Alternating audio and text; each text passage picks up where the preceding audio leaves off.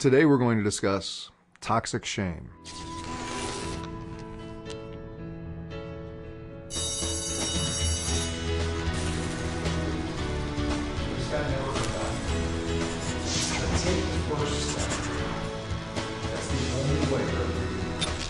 Something that I believe is probably one of the greatest barriers to personal development and self-awareness, and also one of the least talked about subjects, I'm referring to as toxic shame. And what I mean by that is, I can't say many of us, I can only go from my own experience, so I will share with you that I had an experience that I was so ashamed of that I carried with me for years, that it really negatively impacted my relationships with my family, with friends, with women that I was interested in. It was toxic. It was killing me in many ways. It was a big part of my drinking, because the thing that had happened, the thing I was carrying the shame for, I perceived myself as a monster. I perceived myself as everything evil that I had been brought up to perceive as good and evil. I need to share that telling this next part of the story is a bit scary for me right now. I've talked about it to people I trust. I have actually written about it. But to do it in front of a camera is a whole other level. So for me to face my fears and to step past my comfort zone, I need to do this. So what I'm going to talk about, I also want to pre-frame a little bit, because I'm careful in sharing this. The experience that I had was of being molested by a female member of the family, an aunt. And I always have to back off of that word, molested, because I want to respect people who have been sexually abused, because the experiences that they've had have been much more physically violent, and I don't want to lessen their experience in any way when I say that a female aunt had molested me. But the emotional and mental repercussions of it, I believe, were almost as intense. Because the way things unfolded, I ended up feeling like I was the aggressor and I was the monster in the whole thing. To make that make a little bit of sense, my earliest memories of what had happened was after I had lost my leg.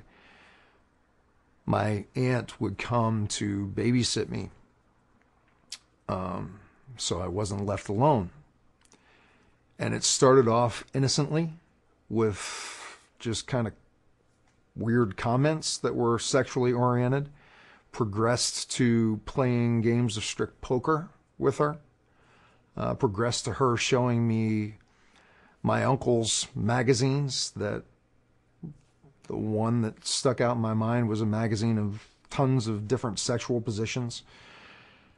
Then it progressed to inappropriate touching, is the most I can say right now. And then there came a point, now this went on for probably about 3 years, where now being an 11-year-old and having become so familiar with her in the nude and being touched, I was returning the touching, and she freaked out. Started bawling, started screaming at me, telling me I had crossed these lines and calling me names that made no sense, because up until that point, this was a two-way street, a game. And I can remember running out of her house, feeling really dirty, feeling like I must have been the grossest, most perverted, disgusting person on the planet, and feeling like a monster because this person who had told me that they loved me so much and all those things was now screaming at me for what I'd just done. That affected me greatly for the next maybe 20 years. And that's why I call it toxic shame. It affected everything. It affected my relationships with my mother because, God, what would happen if she found out what had happened between me and my aunt and how I had done this terrible thing? It affected my relationships with the rest of my family. I had to walk around with this secret. It affected my relationship with myself.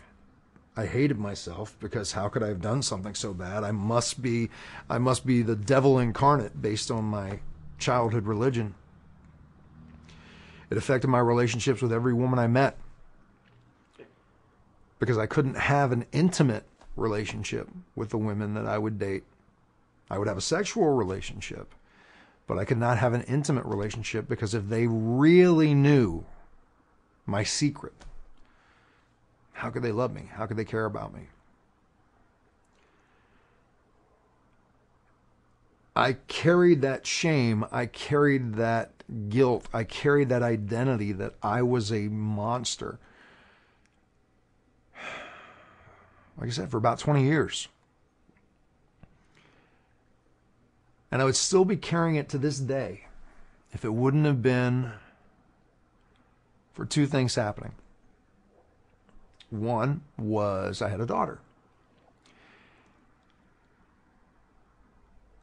And that kicked up some fears because if I was that much of a monster with my aunt, was my daughter going to be safe around me?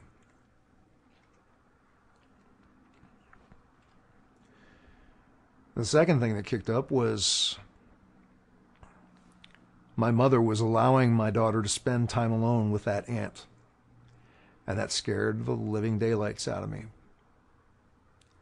And I needed to tell my mother that my daughter was not allowed to be alone with that woman. But how could I tell that to my mother that her sister was not allowed to be around her granddaughter?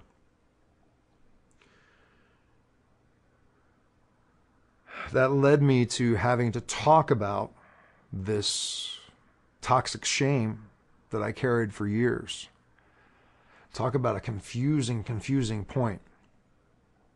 I was the monster, but I needed to talk to somebody to protect my daughter from this other person. One of the things about toxic shame is that I don't believe people ever do talk to someone else about it. So we have this distorted perception that makes no sense. I had the blessing of having one person that I could trust to open up to about the story of what happened. And I told it from the point of me being the monster, of me being this aggressor, of me being this deviant. And the person pointed out to me a different perception. They said, Will, how many 8-year-olds do you know who have the type of knowledge of sex that would allow you to be the dominant, the aggressor in this situation? And with all the things that I had shared with them in that 2-hour conversation, I was like, none. By having this conversation, it was the first time in 20 years that I actually took off that hat, that mask, that whatever, of me being the evil one. And I looked at it from the perspective of, no, I was the victim in this. I'm not saying victim in, oh, poor me type of thing, but I finally realized that that shame that I was carrying wasn't mine to share. I mean, it wasn't mine to carry. Now, I'm not saying that it immediately fell away that night. You know, it took a process of exploring the subject. First with this person that I felt safe exploring it with. Then I had to talk to my mother about it to explain why my daughter couldn't be around my aunt. Sometimes the responses that I got when I shared it were not very supportive. I had to confront my aunt about it. And she denied it and blamed it back on me, saying I was the aggressor in the whole situation. What's my reason for sharing this with you? My reason for sharing it is that I don't believe that I could be living the life that I live now, that I could be the person that I am now, or that I could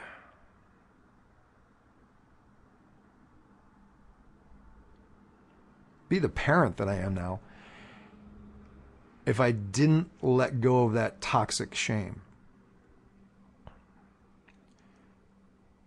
I don't know how many other people are carrying around shame that tears them up that much. I also know that I'm not the only one. I learned that from my conversation with the gentleman that night who told me that I was not the aggressor, but I was the victim, because he had been through the same thing.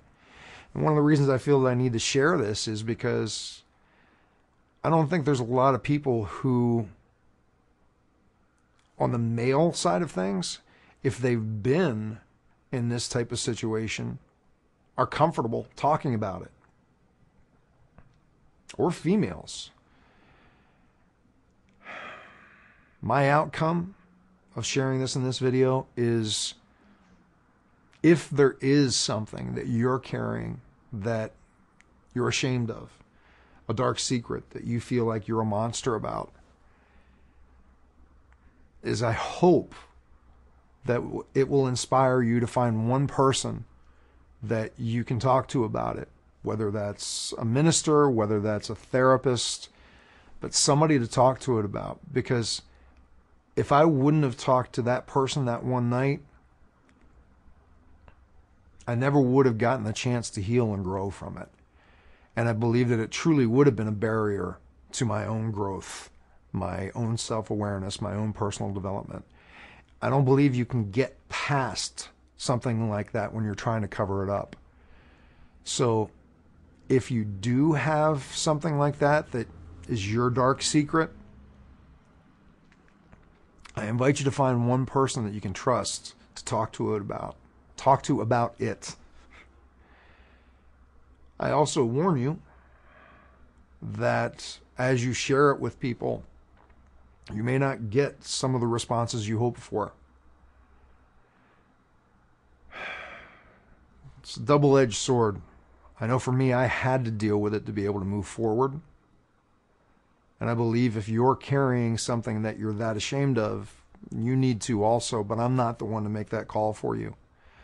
I just hope that you find the solution that I found if it is something you need to deal with. I look forward to being with you again soon. Take care.